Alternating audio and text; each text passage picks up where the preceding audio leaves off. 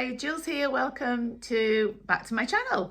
I'm excited because I wanted to share something with you. I wrote a ebook a couple of years, maybe a year ago, and it was called How to Beat the Overthinking Mind with 6 Steps.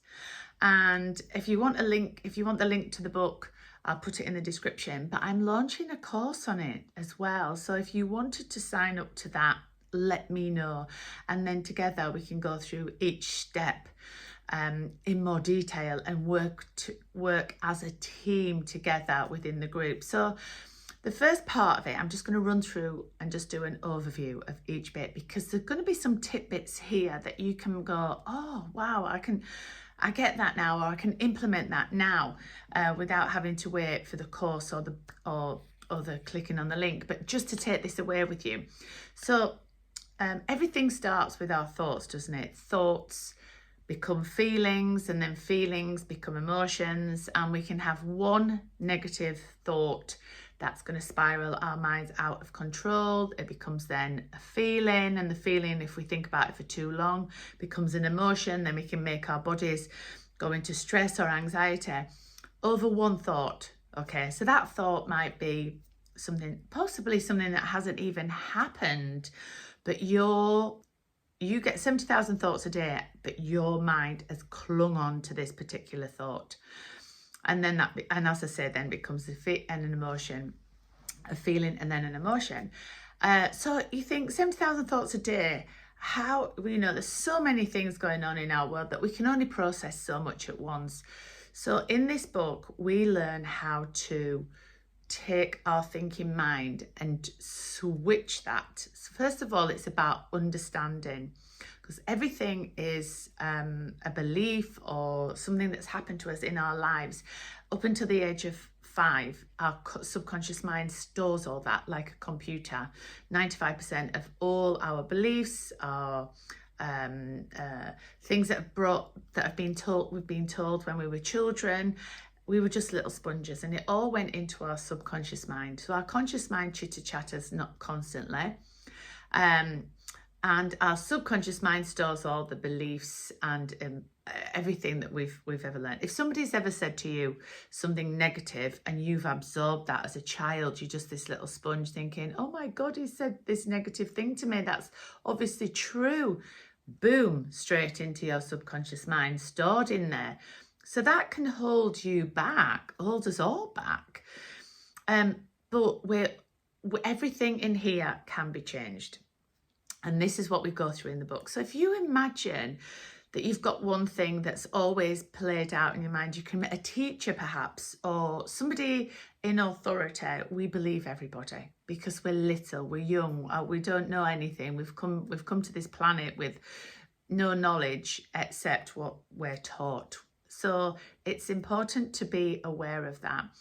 And it's interesting because you could have like 3-4 siblings in a house, and their perception of their childhood can all be different, all depending on the perception of what they think and felt and absorbed. So something might have happened and you might have brushed it off and thought, well, that wasn't much.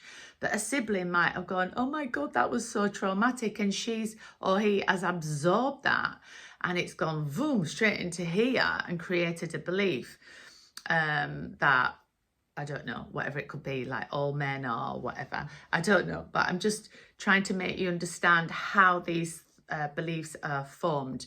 Don't get me wrong, we've got some really good positive ones in there. You might have had amazing Christmases and always thought Christmas is amazing. You might have had a couple of rubbish New Years. Oh, I hate New Year. You know, it's all formed in here, but everything can be changed. So what if you were then to understand, so say let's pick New Year. So I know lots of people that don't like New Year.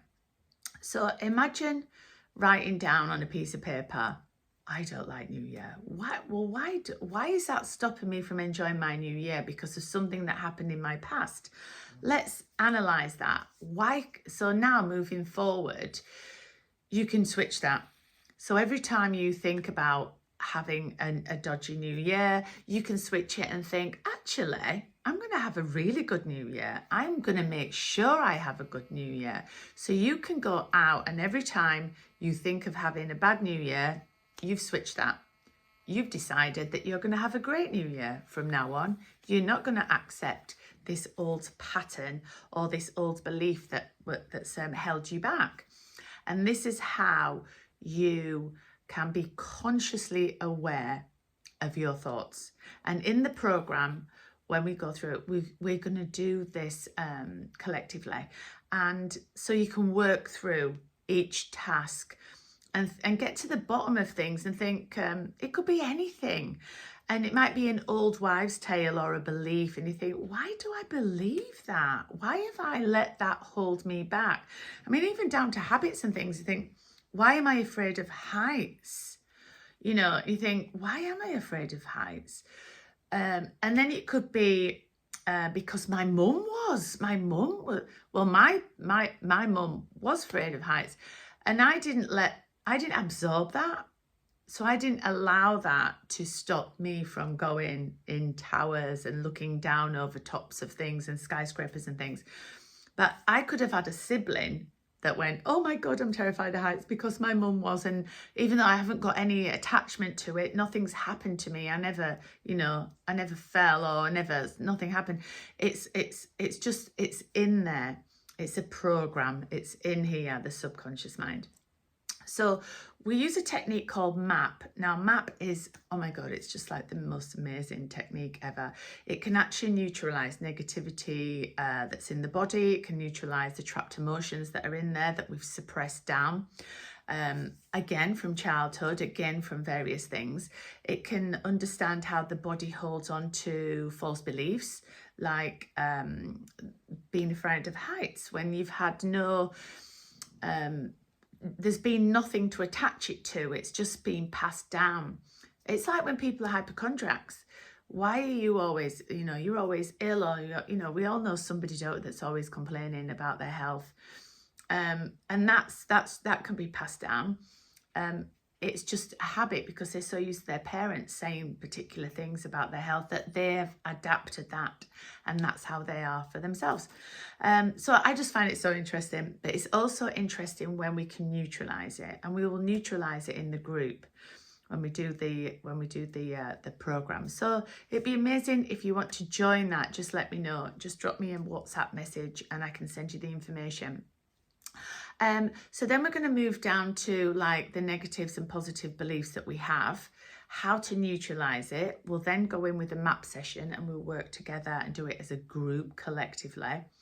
And then we're going to move on to like how we then move for ourselves forward. So shifting your visualization. So your visualization really, you'll only ever go to as far as your awareness will allow you.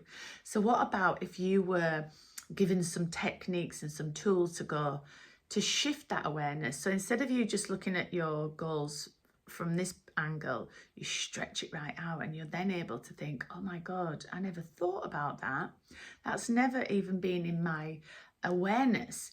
But now, Jules, we're talking about it. That sounds amazing. This actually, and then you use your creativity to expand on that. I always think it just excites me so much when people get these moments where they just feel they've shifted their goal set, their mindset. So you can go from stuck. So this is stuck, isn't it? It was for me when I was in my beginning of my midlife journey. So this was stuck for me, and I did not see anything past this, because this is the only thing that I've ever done or seen or worked on. And then it just takes somebody to come along and said, well, have you looked at it like this? Then all of a sudden you're looking at your life and you're going, oh my God, no, I didn't actually give that any thought. But now I've given it some thought. I can see how that is going to actually, that excites me now. That makes me think, wow. So if I can think like that, what else can I think of? And what else is going to come in? And this is when we set goals. This is a brilliant time to set goals that excite you, set goals that you can visualize on, set goals that where you can work on them and see, even if they don't even seem real at this moment, you have to use your imagination. Your imagination is like your superpower. It's where everything's created from. So you can imagine how much you can actually visualize from that particular at that particular time. And then we move on to how we can set tangible goals, and then how we can actually then start creating and using certain techniques that you can fit in your day. So does that sound exciting? Because it does to me. So let me know if you're interested, or if you want to work with me on a one-to-one for coaching. I'm doing an actual special deal on a one-to-one for coaching for Christmas special, if people want to give it out as gifts, because there's nothing more exciting than setting a goal or looking at a vision for 2025 with some of these tools that we can use in the actual session itself. Or do you want a map session where we're going to neutralize and help you shift your perception of how current circumstances are? So I'm here. If you have any questions, click on my website below, and I'm very, very excited about working with you soon. Have an amazing day.